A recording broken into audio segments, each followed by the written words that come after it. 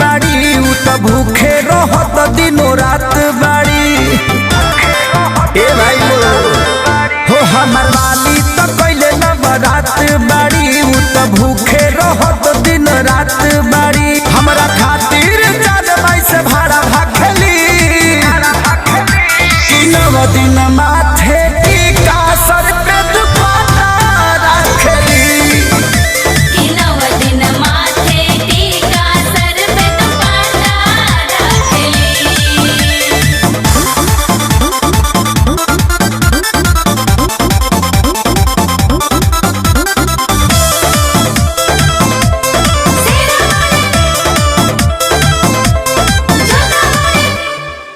माई के भक्ति में बाहरी लवलीन हो रहेली जान हमरो अन्न पानी के बीन हो।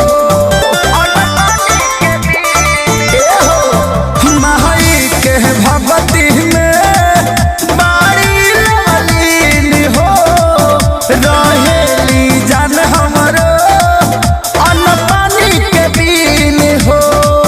मैया ओरी देखली कतही ना ताकेली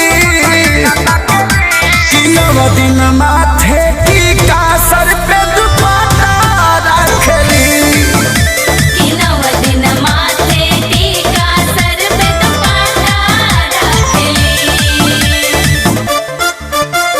जय मां जय मां जय मां जय मां जय मां जय मां जय मां जय मां।